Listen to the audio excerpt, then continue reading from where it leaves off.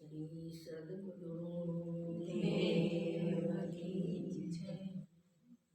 विश्वगुरु वशिष्ठ महाराज की जय। प्रगट आत्मराम की जय। जय जय गिरनारी महाराज की जय। जय जय गिरनारी महाराज की जय। जय जय गिरनारी महाराज की जय।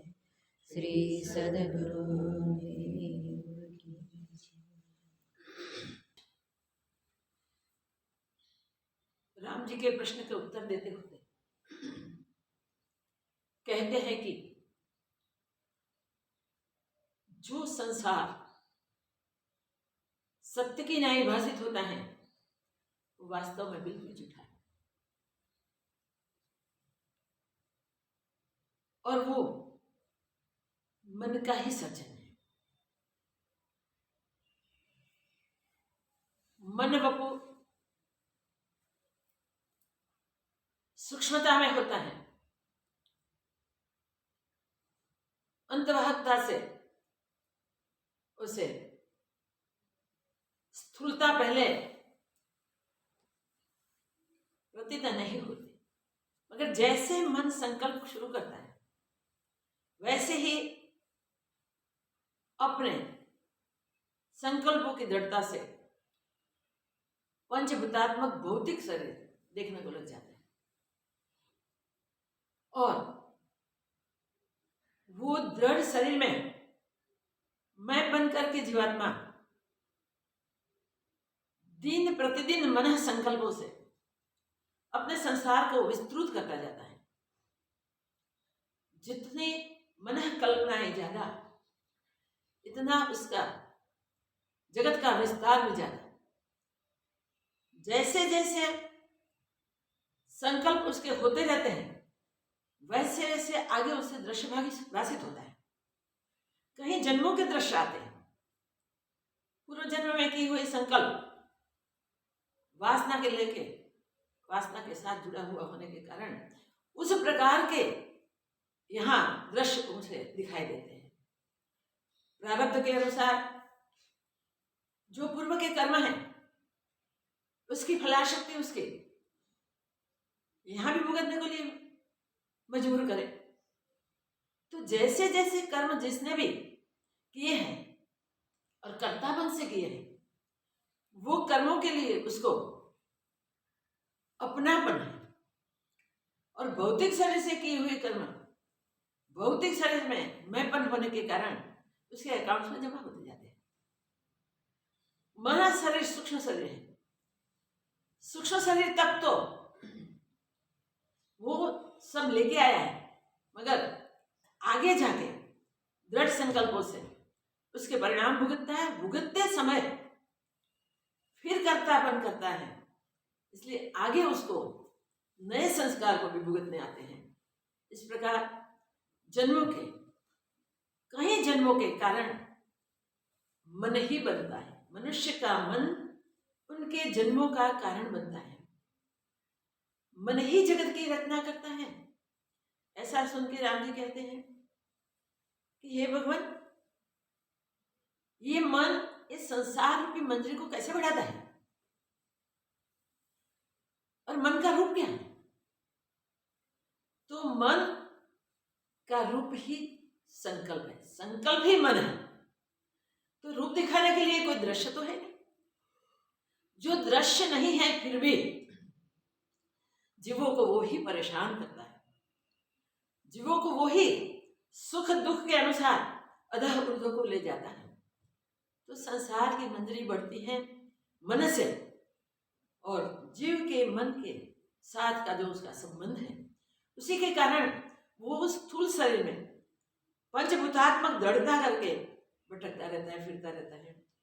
जैसे पानी शीतलता से बर्फ हो जाता है, वैसे ही ये जो हमारा जगत दृश्य खड़ा होता है वो जैसे जड़ बर्फ जैसा हो जाता है। संकल्पों की बार बार दृढ़ता करने से और संकल्प करते उसमें मेरापन, कर्तापन, ये सब जोड़ के वो जन्म मरण के चक्र में जाता है। वास्तव में जगत कुछ है ही नहीं। वशिष्ठ महाराज बार बार वो ही कहते हैं कि जगत वास्तविक नहीं है, ब्रह्म मात्र है।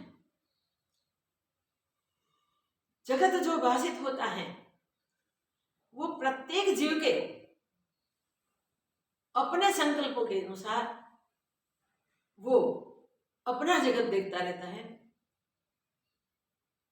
और जो अंतभाग में स्थित रहता है वो अपनी कल्पना करते हुए भी इसमें इन्वॉल्व नहीं होता, इससे जुड़ता नहीं। इस संकल्पों से न जुड़ने के कारण उसे कोई बंधन नहीं होता।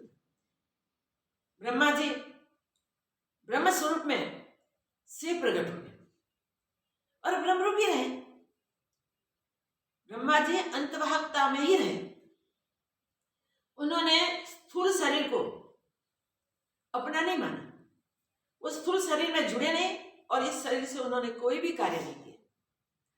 जो भी किया इस संसार की उत्पत्ति के निमित्त ब्रह्म में से एक स्पंदन होकर उपजे थे।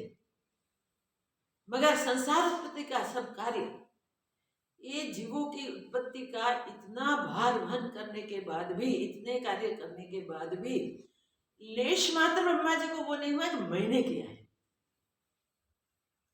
ब्रह्मा जी के संकल्प में है जगत, सारे जीव ब्रह्मा जी के संकल्प से उत्पन्न हुए, मगर उत्पन्न होने के बाद हम सब भूल गए कि हम भी अंतभाग हैं। अपना अंतभाग शरीर हम भूल गए। राम जी पूछते हैं कि भगवान, ब्रह्मा जी को एक ही शरीर अंतभाग और जीवों को दो दो शरीर, ये कैसे? स्थूल और सूक्ष्म दोनों शरीर, अंतभाग शरीर भी है और पंचभूतात्मक शरीर भी है, दोनों में मैंपन है। सूक्ष्म शरीर पूर्व जन्म के संस्कार को लेके आया है, और उस संस्कार के अनुसार जो शरीर में पंचभूतों में दृढ़ता हुई अनुसार उस साधन से वो काम करता है। तो स्थूल शरीर को भी मैं मानता है, सूक्ष्म शरीर को भी अपना है, मगर स्थूल शरीर में जब वर्तता है तब सूक्ष्म शरीर को वो भूल जाता है। अपने सूक्ष्म शरीर को भूल जाने के कारण उसके अंतभागता का उसे ख्याल नहीं रहता, और स्थूल शरीर ही मैं हूं ऐसा निश्चय करके स्थूल शरीर से वो व्यवहार करता है। और जो जो व्यवहार करता है इसमें फलाशक्ति जुड़ी हुई होती है, कर्म में आसक्ति उसकी बनी रही होती है, और आसक्ति के कारण उसके फल उसे आगे भी भुगतने पड़ते हैं। जो अंतभाग शरीर में है वो अपने निज स्वरूप को नहीं भूले। ब्रह्मा जी अंतभाग शरीर में आए मगर अपने निज स्वरूप को नहीं भूले, इसलिए ब्रह्मा जी ब्रह्म ही है। ये बात हमें बराबर याद रखनी है। सब कुछ जो भी उत्पन्न हुआ है वो ब्रह्म में ही स्फुरण है। सारे चिदाकाश ब्रह्म अपने आप में स्थित है। जैसे तरंग पानी ही है, वैसे सूक्ष्मता तक तो ब्रह्म स्वरूप का ख्याल है। मगर जब अपनी सूक्ष्मता को हम भूल जाते हैं तब हम स्थूल शरीर को ही अपना मान लेते हैं, और हम ब्रह्म होते हुए भी अपने आप को देह स्वीकार कर लेते हैं। जो भी कुछ है वो सब ब्रह्म है। सर्व ब्रह्म होते हुए भी ये जीव अपने आप को शरीर सहित देखने लग जाते हैं और शरीर को ही अपना रूप मानते हैं। मैं शरीर हूं, और शरीर के साथ जो भी जुड़ा उन सब के साथ मेरापन उसे होता है। जो भी प्राप्त करने की इच्छा होती है उसके लिए वो शरीर से ही उद्यम करना शुरू कर देता है। जगत में सफलता निष्फलता जो मिलती है उसमें ये मेरी सफलता है, ये मेरी निष्फलता है, ऐसे जुड़कर वो दुखी सुखी होता रहता है। तो जीवात्मा अपने वास्तविक स्वरूप को इस प्रकार भूल जाता है। संकल्प विकल्प करके इतना विस्तार बढ़ाता है, इतना परिश्रम करता है, मगर अपने निज स्वरूप को भूल जाने के कारण उसे दुखी होना पड़ता है। ब्रह्मा जी ने इतना बड़ा विस्तार किया, उसके सामने तो किसी की कोई इतनी शक्ति नहीं, कोई इतना समझ नहीं बसा सका। मगर इतना कुछ करने के बाद भी ब्रह्मा जी अपने अंतभाग स्वरूप में रहकर सब कुछ किया, मगर उसे भूले नहीं, और इसलिए वो ब्रह्म रूप है। तो ब्रह्मा जी ब्रह्म ही हैं ऐसा स्पष्ट कहा जाता है, क्योंकि वो स्वरूप को नहीं भूले हैं। हम सब अपने स्वरूप को भूल गए, और स्वरूप के भूलने से ये हम अपना वास्तविक पहचान को खो चुके हैं।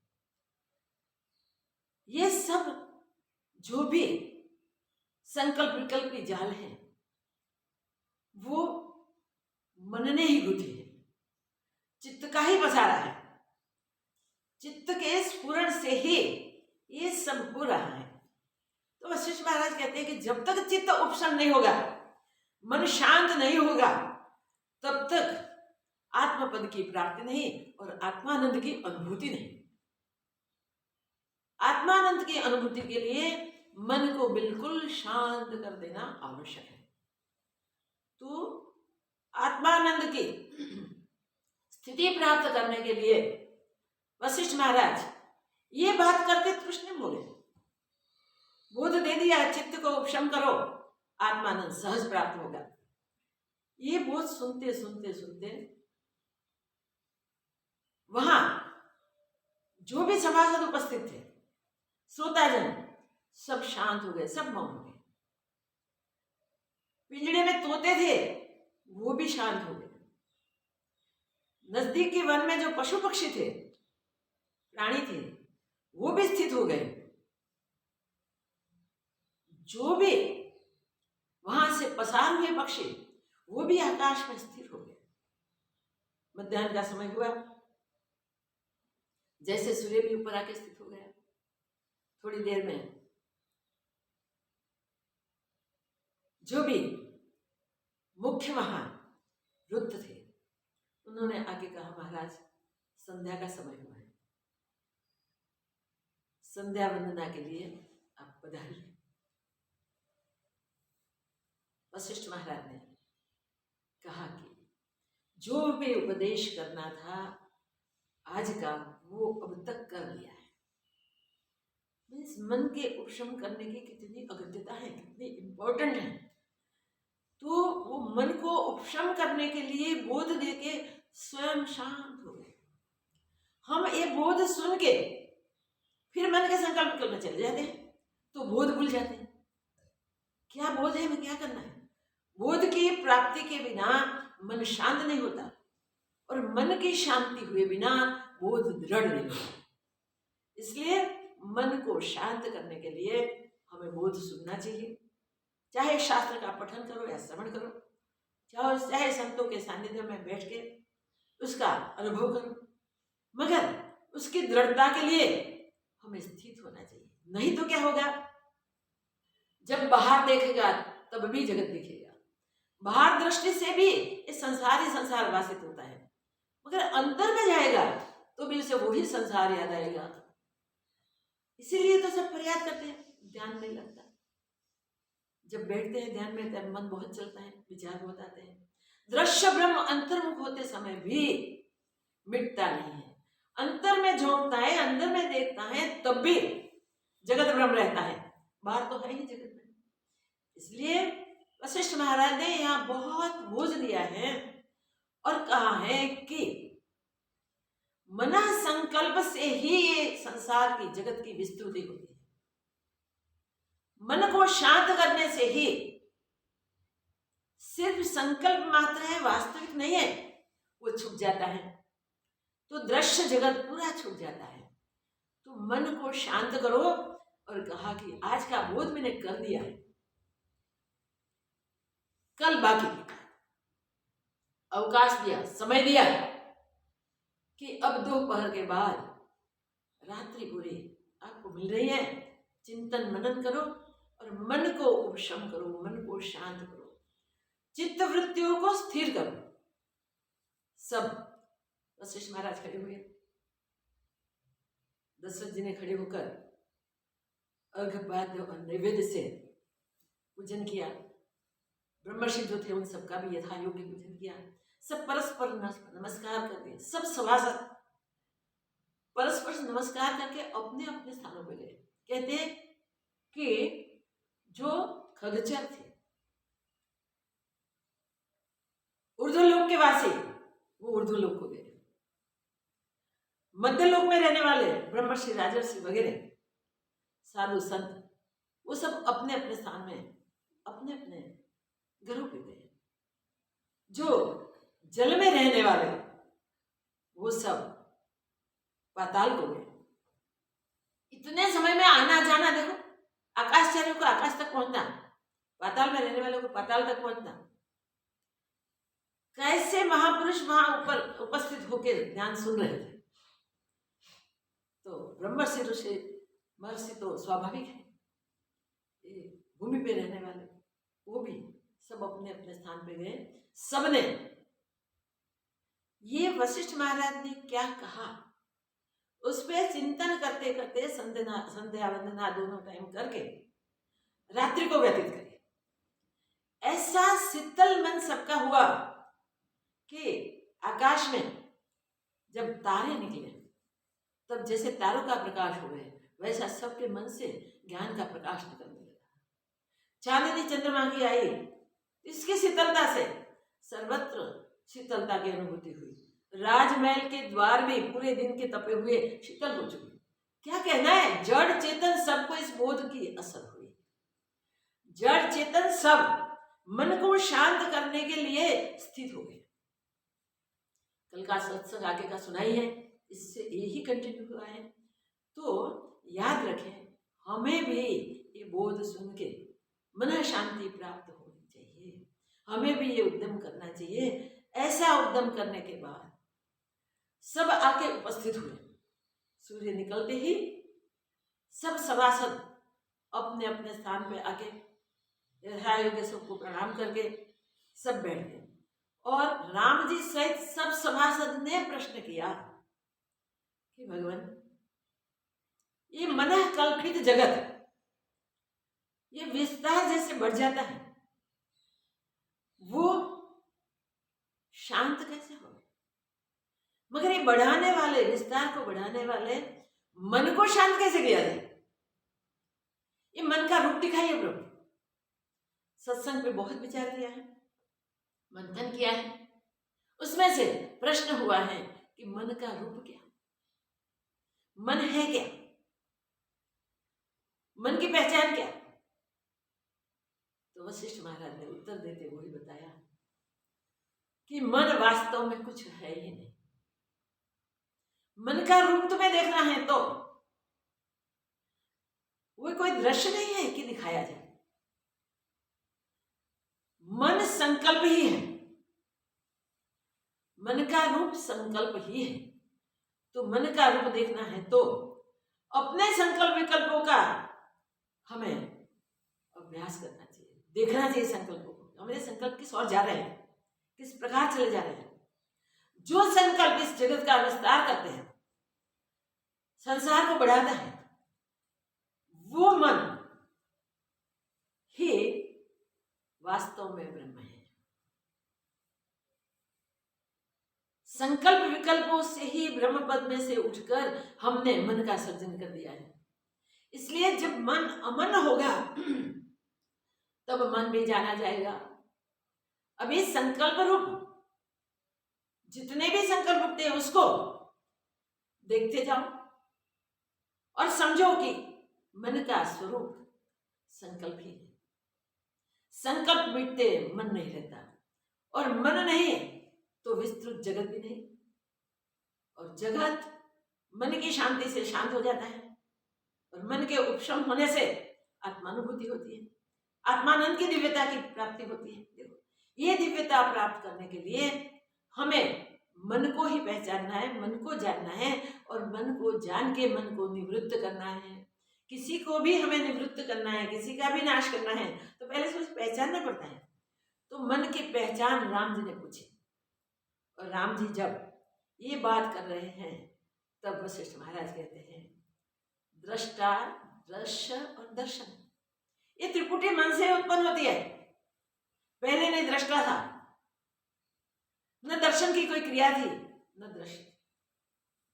तो दृष्टा की अपेक्षा से दृश्य दिखाई देता है, और दृष्टा और दृश्य के बीच दर्शन की क्रिया होती है। ऐसे सारे जो त्रिपुटियां हैं वो सब मन से ही उपजी हैं। कर्ता, करण और क्रिया, देखो ये जितने भी त्रिपुटियां देखो आप शास्त्रों में आती जाती हैं, वो सब मन कल्पित हैं। तो अगर मन नहीं तो और कुछ भी नहीं। इस विस्तृत मन के व्यापार को बताते हुए वशिष्ठ महाराज एक ब्रह्मानुभूति पे ही बोझ दे रहे हैं, कह रहे हैं कि जब तक मन शांत नहीं तब तक स्थूलता मिटती नहीं, देहाभिमान छूटता नहीं, और इससे राग द्वेष आदि चल जाते हैं, बनते रहते हैं, और जगत का सर्जन होता ही रहता है।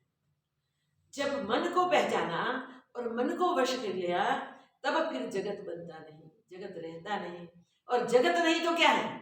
एक ब्रह्म, एक आत्मा। ये जानते ही आत्मानंद की अनुभूति होती है।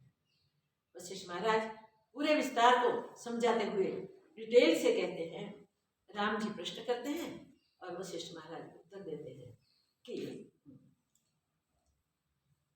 हे राम जी, दृष्टा, दर्शन, दृश्य यह त्रिपुटी मन से भासती है, जैसे स्वप्न में त्रिपुटी भासती है, और जब जाग उठा तब त्रिपुटी का अभाव हो जाता है और आप ही भासता है, वैसे ही आत्मसत्ता में जागे हुए को अपना आप अद्वैत ही भासता है। आत्मसत्ता में जो जग गए उसको अपना अपा अद्वैत रूप ही भाषित होता है। जब तक दृश्य बोध नहीं प्राप्त हुआ तब तक दृश्य भ्रम निवृत्त नहीं होता। बोध न हुए तब तक दृश्य का भ्रम निवृत्त नहीं होता।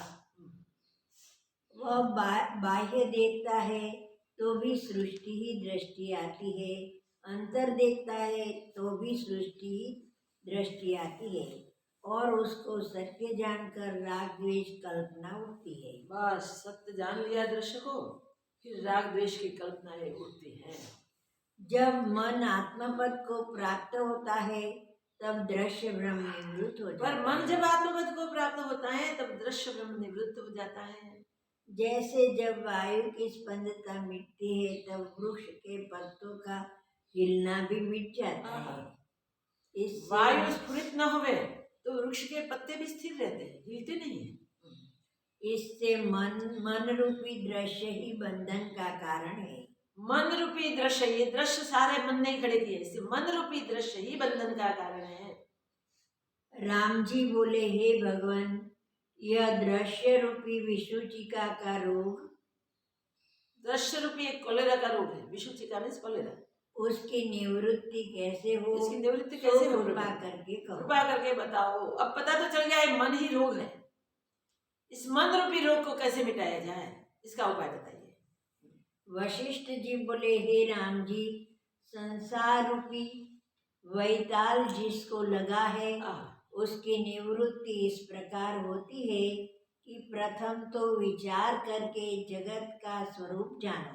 पहले विचार करो और जगत का स्वरूप जानो। इस प्रकार ये जगत रूपी वैताल निवृत्त होगा। इसका क्रम देखो, सबसे पहले विचार करो। उसके अनंतर जब आत्मपद में विश्रांति होगी तब तुम सर्व आत्मा होगे। विचार के बाद जब आत्मपद में विश्रांति होगी तब तुम्हें सच्चा विश्राम प्राप्त होगा। हे राम जी, दृश्य ब्रह्म जो तुमको भासता है उसको मैं उत्तर ग्रंथ से निवृत्त करूंगा। ये तुम्हारा प्रश्न मैं उत्तर ग्रंथ में निवृत्त करूंगा। ये तुम्हारा भ्रम, तुम्हारा प्रश्न वहां निवृत्त होगा। अभी इसके लिए, इसके पहले उसकी तुम्हें बराबर दृढ़ समझ हो जाए, इसके लिए बहुत बोध की आवश्यकता है। इसलिए जब उत्तर ग्रंथ में शुरू करूंगा तब उसकी निवृत्ति करूंगा, उसमें संदेह नहीं। सुनिए, यह दृश्य मन से उपजा है और इसका सद्भाव मन में ही हुआ है। मन से उपजा है पूरा दृश्य, पूरा जगत, और उसकी सत्यता मन में ही है, उसका सद्भाव मन में ही स्थित है। जैसे कमल का उपजना कमल के बीज में है, वैसे ही संसार का उपजना स्मृति से होता है। संसार का उपजना स्मृति से होता है। वह स्मृति अनुभव आकाश में होती है। वो स्मृति अनुभव आकाश में होती है। हे राम जी, स्मृति पदार्थ की होती है। याद रखो, जिसका अनुभव स्मृति पदार्थ की होती है, वस्तु पदार्थ की स्मृति रहती है। जिसका अनुभव पहले होता है, जिसका अनुभव पहले होता है वो ही याद रहता है, उसकी स्मृति होती है। जितना कुछ जगत तुमको भासता है सो संकल्प रूप है, कोई पदार्थ सत्य नहीं। जगत के सब पदार्थ संकल्प मात्र हैं, कोई भी सत्य नहीं है। जो वस्तु असत रूप है उसकी स्थिरता नहीं होती। झूठे की कहाँ से स्थिरता होगी, कब तक रहे? असत वस्तु की स्थिरता नहीं होती। और जो वस्तु सतरूप है उसका अभाव कदाचित नहीं होता। जो सतरूप है उसका अभाव कभी नहीं होता। जितना कुछ प्रपंच भासता है सो असत रूप है। जगत रूप प्रपंच जितना भी दिखाई देता है वो सब असत रूप है, सब प्रपंच असत्य ही है। मन के चिंतन से उत्पन्न हुआ है। बस वो ब्रह्म मन का चिंतन है। जब पूर्णे से रहित हो तब जगत ब्रह्म निवृत्त होता है। मन स्फुरण रहित जब होता है तब ये ब्रह्म शांत होता है, ये भ्रांति मिटती है। हे राम जी, पृथ्वी पर्वत आदि जगत असत रूप न होते तो मुक्त भी कोई न होता।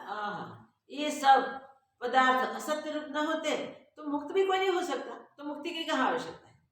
मुक्त तो दृश्य ब्रह्म से होता है। मुक्त होना है तो दृश्य ब्रह्म से मुक्त होना है। ये भ्रांति हुई इसे छोड़ दी है, इसे छूटना है। जो दृश्य ब्रह्म से नष्ट न होता तो मुक्ति भी कोई न होता, तो मुक्त भी कोई नहीं होता। पर ब्रह्मर्षि, राजर्षि, देवता इत्यादि बहुतेरे मुक्त हुए हैं। बहुत सारे देवर्षि, राजर्षि, देवता आगे मुक्त हुए हैं। इस कारण कहता हूँ कि दृश्य असत्य रूप मन के संकल्प में, इसलिए दृश्य असत्य ही है, मन के संकल्प में स्थित है। जिसने अपने मन को स्थिर किया वो राजर्षि, मुनीश्वर और देवता भी स्वर्ग को प्राप्त हुए हैं। जिसने दृश्य ब्रह्म को मन से नहीं निकाला, निवृत्त नहीं किया, जिसका मन हमेशा स्फुरता रहता है, वो कभी भी आत्मानंद को प्राप्त नहीं होते, स्वर्ग को, सत्य को प्राप्त नहीं होते। हे राम जी, एक मन को स्थिर कर देखो, फिर अहम त्वम आदि जगत तुमको कुछ न भासेगा। बस इतना करो, एक अहम को ही स्थिर करो, अहम को छोड़ो और फिर देखो, फिर अहम तुम आदि जो जगत है कुछ भी भाषित न होगा, कुछ भी नहीं रहेगा। चित्त रूपी आदर्श में संकल्प रूपी दृश्य मलिनता है। चित्त रूपी आदर्श है, इसमें संकल्प, चित्त का जो संकल्प है ना, वो संकल्प रूपी मलिनता उसमें लगी हुई है, वो मल है। जब मलिनता दूर होगी तब आत्मा का साक्षात्कार होगा। जब मलिनता उसकी हटाई जाएगी तब उस दर्पण में आत्मा का साक्षात्कार हो जाएगा। और स्वप्नपुरी में, हे राम जी, यह दृश्य ब्रह्म मिथ्या उदय हुआ है। जैसे गंधर्व नगर और स्वप्नपुरी वैसे ही यह जगत भी है। यह जगत बिल्कुल गंधर्व नगर और स्वप्नपुर जैसे है। जैसे शुद्ध आदर्श में पर्वत का प्रतिबिंब होता है, वैसे ही चित्त रूपी आदर्श में यह जगत प्रतिबिंबित है। बस चित्त रूपी आदर्श में जगत प्रतिबिंबित है। बिंब का प्रतिबिंब जिला जाता है, बिंब आत्मा है। ये चित्त रूपी दर्पण में जब चित्त शुद्ध हो जाता है तब आत्मा का प्रतिबिंब झिला जाता है।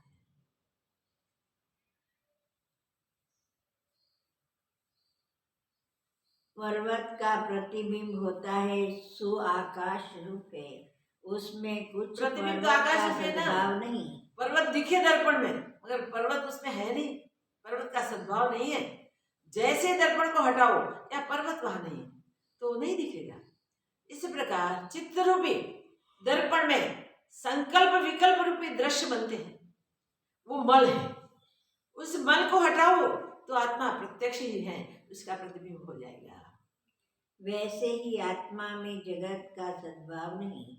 जैसे बालक को भ्रम से परछाई में पिशाच बुद्धि होती है, वैसे ही अज्ञानी को जगत भासता है, वास्तव में जगत कुछ है ही नहीं। वास्तव में जगत कुछ बना ही नहीं। जैसे बालक को अपनी परछाई में पिशाच बुद्धि होती है, वैसे ही ये जगत भ्रम हुआ है अज्ञानी को।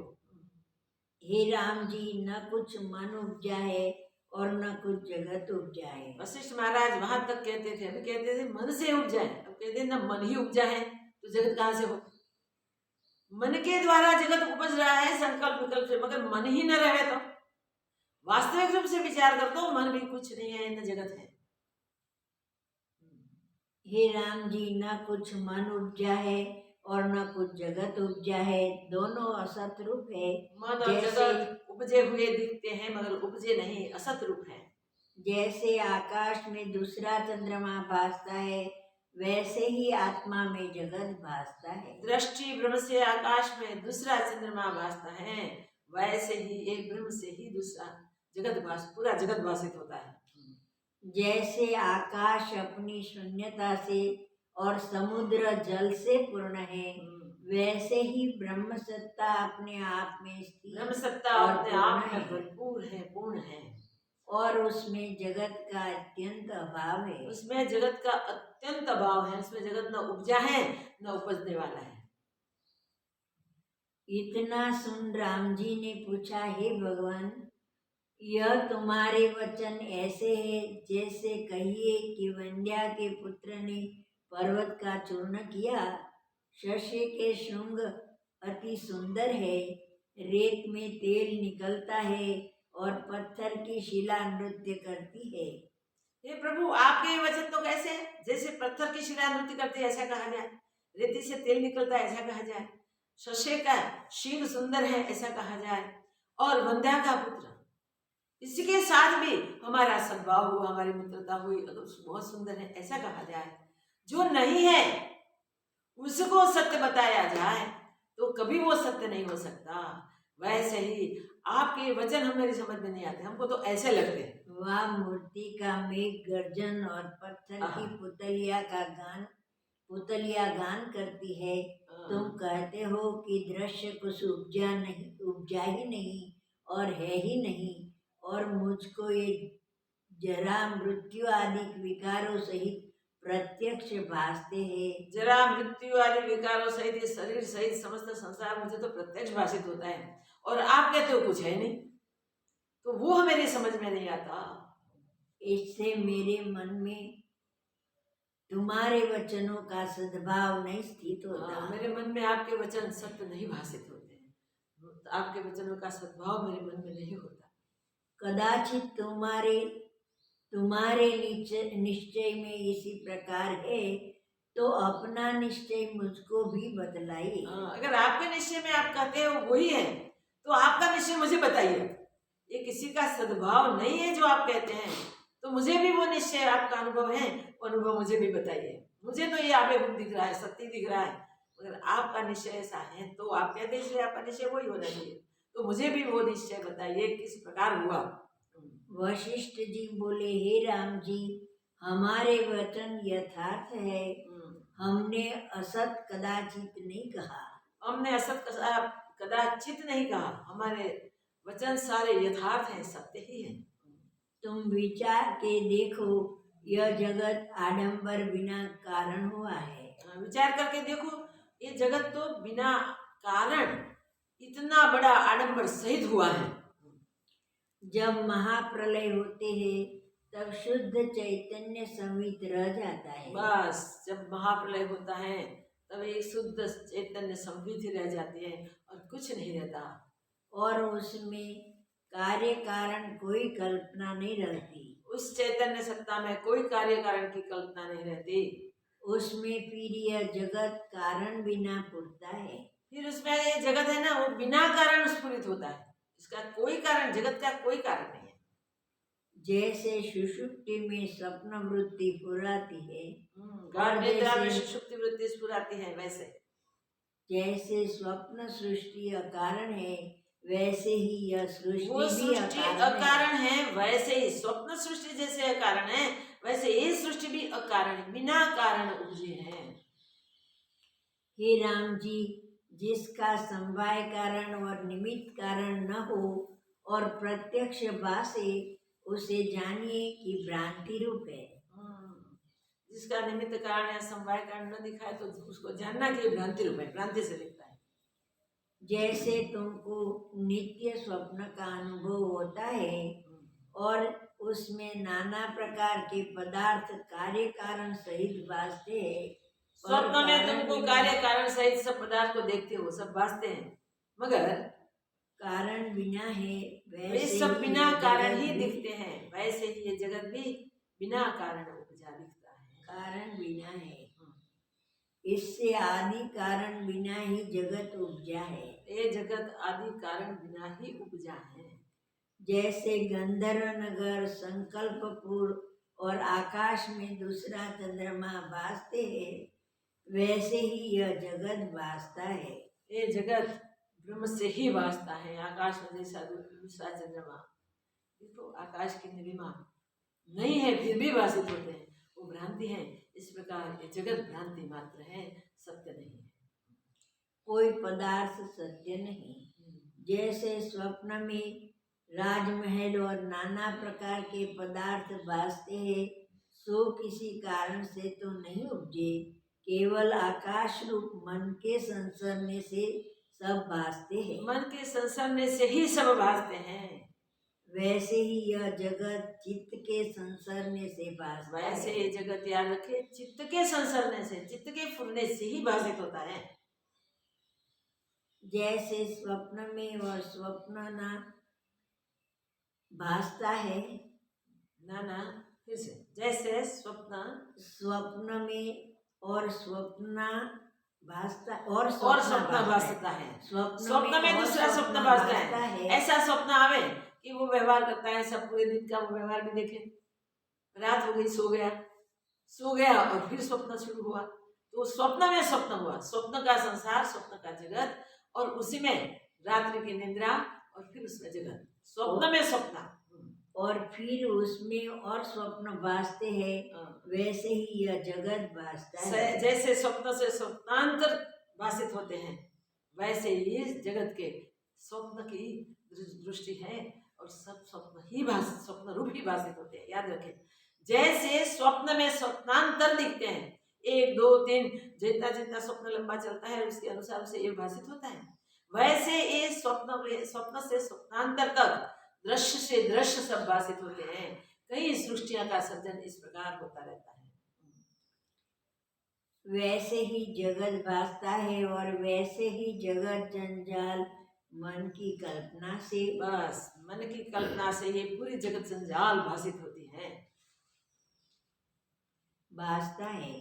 हे राम जी, चलना, दौड़ना, देना, लेना, बोलना, सुनना, सूंघना इत्यादि विषय और राग द्वेष आदि विकार सब मन के पूर्णे से होते हैं। सब प्रकार से के व्यवहार और राग द्वेष आदि विकार मन के स्फुरण से ही होते हैं। चलना, फिरना, बैठना, उठना, लेना, देना, खाना, पीना, जो भी व्यवहार हमारे हैं वो सब मन की कल्पना से ही होते हैं, और उसमें राग द्वेष भी मन की कल्पना से ही होते हैं।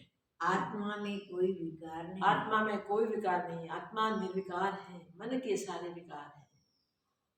जब मन उपशम होता है तब सर्व कल्पनाएं निवृत्त हो जाती है। मन के उपशम होने से सर्व कल्पनाएं मिट जाती हैं, शांत हो जाती हैं। इससे संसार का कारण मन ही है। इसलिए संसार का कारण एक मन ही है। मन से ही संसार उपजता है।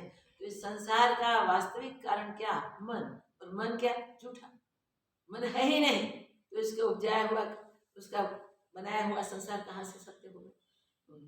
राम जी बोले, हे भगवान, मन का रूप क्या है? वह तो मायामय है। मन का रूप क्या है? मन तो मायामय है, उसका कोई रूप नहीं दिखाई दिया। इसका होना जिससे है सो कौन पद है? उसका होना जिससे है वो कौन पद है? मूल प्रश्न है राम जी का। मन का रूप बताइए प्रभु। तो ये सब तो मन का कोई रूप नहीं है। मन का रूप जिस पद से हुआ वो बताइए। वशिष्ठ जी बोले, हे राम जी, जब महाप्रलय होता है तब सब जगत का अभाव हो जाता है। महाप्रलय के समय सब जगत का अभाव हो जाता है, और पीछे जो शेष रहता है सो सतरूप है। पीछे जो बाकी रह जाता है, शेष रहता है, वही सतरूप है, वही सतपद है। स्वर्ग के आदि में भी असतरूप होता है। इस सृष्टि की उत्पत्ति में भी और कुछ नहीं होता, उसका नाश कदाचित नहीं होता। सृष्टि के उत्पन्न होते हुए सृष्टि के आदि में जो पद है उसका नाश कदाचित नहीं होता। प्रलय के समय जो पद है उसका नाश कभी नहीं होता। इसलिए सृष्टि के आदि में भी वही है और अंत में भी वही है। वह सदा प्रकाश रूप परम देव शुद्ध परमात्म तत्व, प्रकाश रूप परम देव शुद्ध परमात्म तत्व, अज अविनाशी और अद्वैत है। अज अविनाशी और अद्वैत है, उसके सिवा और कुछ है नहीं। न एक है न दो है, उसे कहते हैं अद्वैत, और कुछ ही नहीं। उसको वाणी नहीं कर सकती, उसका कथन वाणी नहीं कर सकती। वही पद जीवन मुक्त पाता है, वही पद जीवन मुक्त पुरुष प्राप्त करता है। हे राम जी, आत्मा आदि शब्द कल्पित है, स्वाभाविक कोई शब्द नहीं प्रवर्तता। सारे शब्द कल्पित हैं, स्वाभाविक कोई भी शब्द नहीं होते हैं। शिष्य को बताने के लिए शास्त्रकारों ने देव के बहुत नाम कल्पे हैं। शिष्यों को जगाने के लिए, बताने के लिए ही शास्त्रकारों ने ये बहुत नाम कल्पे हैं। ये नाम भी कल्पित है। आत्मा आदि जितने भी नाम दिए गए हैं वो कल्पित है, वाणी में आते हैं। आत्मपद वाणी में नहीं आता है, मगर उसको समझा सकते हैं ऐसे शब्दों की कल्पना यहाँ की है। उसके लिए मुख्य तो देव को पुरुष कहते हैं। मुख्य तो देव को समझो, देव कौन है? पुरुष को ही देव कहते हैं। वेदांतवादी उसी को ब्रह्म कहते हैं और विज्ञानवादी उसी को विज्ञान कहते हैं, से बोध कहते हैं। कोई कहते हैं कि निर्मल रूप है, शून्यवादी कहते हैं शून्य ही शेष रहता है। कोई कहते हैं कि प्रकाश रूप है, जिसके प्रकाश से सूर्य आदि प्रकाशते हैं। एक उसको वक्ता कहते हैं। सब अपने आदि देव का वक्ता वही है और स्मृति करता कहते हैं कि सब कुछ वह स्मृति से करने वाला है। स्मृति करता मानते हैं, स्मृति से ही ये सब हो रहा है, स्मृति से ही करने वाला है और सब कुछ उसकी इच्छा से हुआ है। सब उसकी इच्छा से हुआ है। ऐसे सब मतांतर सबके अपने अपने हैं। इससे सबका कर्ता सर्वात्मा है। ये सब एक ही बात करते हैं, तो इस सब का कर्ता सर्वात्मा ही है। इन सबको बनाने वाला भी सर्वात्मा परमात्मा ही है। हे राम जी, इस तरह अनेक नाम शास्त्रकारों ने कहे हैं। शास्त्रकारों ने इस प्रकार अद्वैत ब्रह्म के अनेक नाम कहे हुए हैं। इन सब का अधिष्ठान परम देव है और अस्थि आदि षड विकारों से रहित शुद्ध वो परम देव है, परम पद है और षट विकार आदि कुछ उसमें नहीं है। शुद्ध चैतन्य और सूर्यवत प्रकाश रूप है। वो शुद्ध चैतन्य है, सूर्य की तरह वो प्रकाश रूप है। वही देव सब जगत में पूर्ण हो रहा है। वही देव सारे जगत में पूर्ण हो रहा है, परिपूर्ण भरपूर है। एक पॉइंट रखिए, इतनी जगह भी इसके बिना खाली नहीं है। हे राम जी, आत्मा रूपी सूर्य है और ब्रह्मा विष्णु रुद्रादिक उसकी किरणें हैं। हाँ, आत्मा रूपी सूर्य है, ब्रह्मादिक सब उसकी किरणें हैं। ब्रह्म रूपी समुद्र में जगत रूपी तरंग बुदबुदे उत्पन्न होकर लीन ब्रह्म होते रूपी हैं। समुद्र में देखो जगत के सारे तरंग और बुदबुदे उत्पन्न होते हैं और लीन हो जाते हैं। और सब पदार्थ उस आत्मा के प्रकाश से प्रकाशते हैं। बस कहीं जगत उपजते हैं, कहीं लीन हो जाते हैं, कोई तरंग जैसे, कोई बुदबुदे जैसे, ये सबको प्रकाशने वाला तो आत्मा ही है। आत्म समुद्र में स्वाभाविक स्फुरित होते हैं सब। मन कल्पना से जैसे जैसी कल्पना होती है वैसे वैसे दृश्य स्फुरित होते रहते हैं। और सब पदार्थ उस आत्मा के प्रकाश से प्रकाशते प्रकाशित होते हैं। हैं। जैसे दीपक अपने आप से प्रकाशता है और दूसरे को भी प्रकाश देता है, वैसे ही आत्मा अपने प्रकाश से प्रकाशता है और सबको सत्ता देने वाला है। आत्मा अपने आप से प्रकाशता है और सबको सत्ता देने वाला है। देखिए कितनी स्पष्ट और क्लियर बात है। अपने आप से ही हम आप को जान सकते हैं और हम अपने आप से, अपने प्रकाश से ही प्रकाशित हो सकते हैं। और सबको सत्ता देने वाला है। हे राम जी, वृक्ष आत्मसत्ता से उपजता है। वृक्ष भी आत्मसत्ता से उपजता है। आत्मा में शून्यता उसी की है और अग्नि में उष्णता, जल में द्रव्यता, आकाश में और शून्यता पवन उसकी है, में स्पर्श। अग्नि में उष्णता उसकी है, जल में द्रव्यता उसकी है, पवन में स्पर्श उसका है, उसी की है। निदान सब पदार्थों की सत्ता वही है। सब पदार्थों को सत्ता देने वाला वही है। सब पदार्थों की सत्ता वही स्वयं ही है। मोरों के पंखों में रंग आत्मसत्ता से ही हुआ है। मोर के पंखों में जो रंग है वो भी आत्मसत्ता से ही हुए हैं। पत्थर में मूंगा और पत्थरों में जड़ता उसी की पत्थरों है। में मूंगापन और जड़ता उसी की ही है। और स्थावर जंगम जगत का अधिष्ठान रूप वही ब्रह्म है। स्थावर जंगम रूप पूरे जगत का अधिष्ठान वो ब्रह्म ही है। हे राम जी, आत्मा रूपी चंद्रमा की किरणों में ब्रह्मांड रूपी त्रसेणु उत्पन्न होती है। आत्मा रूपी चंद्रमा की किरणों में ब्रह्मांड रूपी त्रसेणु उपस्थित। त्रसेणु बहुत मुश्किल है, इसको कोई गिन नहीं सकता, इतने जगत उपस्थित हैं। आत्मा में से ऐसे जगत स्फुरित होते रहे मन कल्पना से। हे राम जी, आत्मा रूपी चंद्रमा की किरणों में ब्रह्मांड रूपी त्रसेणु उत्पन्न होती है। वह चंद्रमा शीतलता और अमृत से पूर्ण है। वह चंद्रमा तो शीतलता और अमृत से पूर्ण है। ब्रह्म रूपी मेघ है, उससे जीव रूपी बूंदे टपकती है। बादल है, उसमें से जीव रूपी बूंदे टपकती है। जैसे बिजली का प्रकाश होता है और छिप जाते हैं, वैसे ही जगत प्रकट होता है और छिप जाते हैं। बिजली का प्रकाश होता है और छिप जाता है, वैसे ही ये जगत सारे उपजते और मिट जाते हैं, उपजते और मिट जाते हैं। सबका अधिष्ठान आत्मसत्ता और वह नित्य शुद्ध बुद्ध और आनंद आत्मसत्ता है, नित्य है, शुद्ध है, बुद्ध है और आनंद स्वरूप है। सब सत्य असत्य पदार्थ उसी आत्मसत्ता से ही होते हैं। सत्य और असत्य सब पदार्थ उस आत्मसत्ता से ही होते हैं, उपजते हैं। हे राम जी, उस देव की सत्ता से जड़ पुर्यष्टक चैतन्य होकर चेष्टा करती है। जड़ पुर्यष्टक उसी की सत्ता से ही चैतन्य होकर चेष्टा करती है। जैसे चंबुक पत्थर की सत्ता से लोहा चेष्टा करता है, वैसे ही चैतन्य रूपी चंबुक मणि से देह चेष्टा करती है। चैतन्य रूपी चुंबक मणि से देह चेष्टा करती है। वह आत्मा नित्य चैतन्य और सबका करता है। वह आत्मा नित्य चैतन्य है और सबका करता है। उसका कर्ता और कोई नहीं। उसका कर्ता और कोई नहीं, वो स्वयं ही स्वयं है। वह सबसे अभेद रूप समान सत्ता है वो और सबसे उदय अभेद रूप अस्त से स्वयं रहित है। समान सत्ता है, उदय अस्त से रहित है।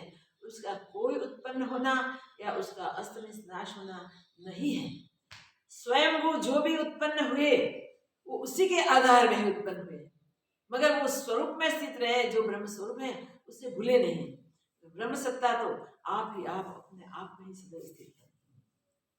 वह आत्मा नित्य चैतन्य और सबका करता है। वह आत्मा नित्य चैतन्य है और सबका करने वाला है। उसका करता और कोई नहीं। उसका करने वाला और कोई नहीं है।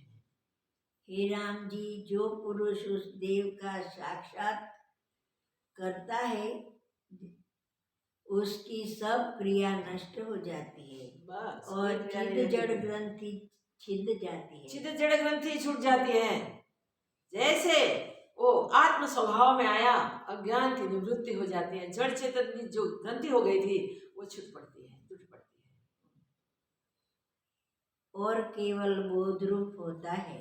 फिर वो केवल बोध रूप होता है। जब स्वभाव सत्ता में मन स्थित होता है तब मृत्यु को सन्मुख देखकर भी स्वभाव सत्ता में जब स्थित हो जाए है तब मृत्यु को सन्मुख देखता है, तब भी विह्वल नहीं होता। विह्वल नहीं होता। तब भी मृत्यु को देखने के बाद भी वो अपने स्वरूप में स्थिर अचल ही होता है। इतना कहकर फिर वशिष्ठ जी बोले, हे राम जी, फिर वह वशिष्ठ महाराज देव कहते हैं, किसी राम जी, स्थान में नहीं रहता वह और देव कहीं कोई एक दूर स्थान में भी नहीं नहीं रहता, रहता। किसी स्थान में नहीं रहता, कहीं भी नहीं रहता। वह तो अपने आप ही में स्थित वह है। तो अपने आप में ही स्थित है, आप में ही, खुद में ही रहता है, खुद में हमेशा हमेशा के लिए स्थित है। हे राम जी, वह घट में, पट में, वह घट में वह देव है पर अज्ञानी को दूर भासता है। घट पट सब में वो है, घट घट में वो स्थित है। जैसे आकाश घट घट में होता है, वैसे वो प्रत्येक घट में होते हुए भी वो दूर ही दूर भाषित होता है। स्नान दान तप आदि से वह प्राप्त नहीं होता। स्नान दान तपादि से वो प्राप्त नहीं होता, केवल ज्ञान से ही प्राप्त होता केवल है। ज्ञान से ही वो देव प्राप्त होता है। कर्तव्य से प्राप्त नहीं होता। कोई कर्तव्य ये करने से प्राप्त हो, ये करने से प्राप्त हुए, वो नहीं होता। जैसे मृग तृष्णा की नदी भासती है, वह कर्तव्यता निवृत्त नहीं होती।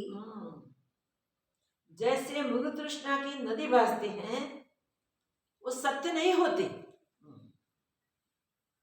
निवृत्त नहीं होती, केवल ज्ञान से निवृत्त होती है।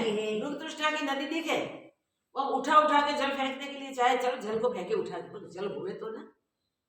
तो ऐसे कुछ करके उसको निवृत्त करना चाहे तो नहीं, सिर्फ विचार से उसकी निवृत्ति होती है। विचार करने से पता चलता है कि वहां जल ही नहीं, तो क्या करने से वो निवृत्त हो सकती है ही नहीं। ऐसा जिसको जान लिया उसको प्राप्त करने का उद्यम कर, उसके लिए कुछ करने की प्रवृत्ति क्या, कुछ नहीं। वैसे ही जगत की निवृत्ति आत्मज्ञान से ही होती है। वैसे जगत की निवृत्ति आत्मज्ञान से ही होती है। मृग तृष्णा का जल जो नहीं है, ऐसा भ्रांत दृश्य जो भी हमें भाषित होता है, उसकी निवृत्ति विचार से होती है। वैसे आत्मज्ञान से ही ये जगत ब्रह्म मिटता है और कोई उपाय से जगत ब्रह्म नहीं मिटता। हे राम जी, कर्तव्य भी वही है जो ज्ञातव्य रूप है। कर्तव्य भी वही हमारा कर्तव्य है जो ज्ञातव्य रूप है, उसको जानने का कर्तव्य है। ज्ञातव्य को ज्ञान पा लेना, वो ज्ञातव्य को जान लेना, वो कर्तव्य कहा जाता है। अर्थात यह कि जिससे ज्ञान स्वरूप की प्राप्ति होती है, जिससे ज्ञान स्वरूप की प्राप्ति होती है, वो कहना है, वो कर्तव्य समझोगा, समझना है। राम जी बोले, हे भगवान, जिस देव के जानने से पुरुष फिर जन्म मरण को नहीं प्राप्त होता, वह कहाँ रहता है? वो देव को कहिए, उसको जानने से फिर जन्म मरण नहीं रहता, वो कहाँ रहता है, वो बताइए। और किस तप और क्लेश से उसकी प्राप्ति होती है? कौन तप करने से, कौन श्रम उठाने से, दुख उठाने से उसकी प्राप्ति होती है, कृपा करके वो कहिए। वशिष्ठ जी बोले, हे राम जी, किसी तप से उस देव की प्राप्ति नहीं होती, केवल अपने कोई पुरुषार्थ भी तप से वो देव की प्राप्ति नहीं होती, अपने पुरुषार्थ से ही, केवल अपने पुरुषार्थ और प्रयत्न से ही उसकी प्राप्ति होती है। तो आत्मदेव की प्राप्ति प्रयत्न से ही होती है, पुरुषार्थ से ही होती है। इसके लिए जितना भी करना पड़े, इतना कड़ा सा कड़ा पुरुषार्थ करके भी प्राप्ति इस मनुष्य जन्म में कर लेना चाहिए। अगर मनुष्य जन्म में हाथ से गया तो पुरुषार्थ हम नहीं कर पाएंगे, क्योंकि पुरुषार्थ करने की बुद्धि और जन्मों में नहीं रहेगी। इसी जन्म में ईश्वर की कृपा है, हम पुरुषार्थ कर सकते हैं। तो आत्मदेव की प्राप्ति पुरुषार्थ करके इस अवसर पे हम कर लें। जो पुरुषार्थ से ही प्राप्त होता है वो अन्य उपाय से प्राप्त नहीं हो सकता है। ओम पूर्णमदः पूर्णमिदं पूर्णात् पूर्णमुदच्यते पूर्णस्य पूर्णमादाय पूर्णमेवावशिष्यते। ओम शांति शांति शांति। श्री सद्गुरुदेव की जय। ओम त्र्यंबकयामहे सुरभिर्जुवर्धनम् उर्वारुकमिवदनान् मृत्युमुक्षीमां ददमोम त्र्यंबकयामहे सुरभिर्जुवर्धनम् उर्वारुकमिवदनान् मृत्युमुक्षीमां ददमोम त्र्यंबकयामहे सुरभिर्जुवर्धनम् उर्वारुकमिवदनान् मृत्युमुक्षीमां ददमोम त्र्यंबकयामहे सुरभिर्जुवर्धनम् उर्वारुकमिवदनान् मृत्युमुक्षीमां ददमोम त्र्यंबकयामहे सुरभिर्जुवर्धनम् उर्वारुकमिवदनान् मृत्युमुक्षीमां ददमोम त्र्यंबकयामहे सुरभिर्जुवर्धनम् उर्वारुकमिवदनान् मृत्युमुक्षीमां ददमोम त्र्यंबकयामहे सुरभिर्जुवर्धनम् उर्वारुकमिवदनान् मृत्युमुक्षीमां ददमोम त्र्यंबकयामहे सुरभिर्जुवर्धनम् उर्वारुकमिवदनान् मृत्युमुक्षीमां ददमोम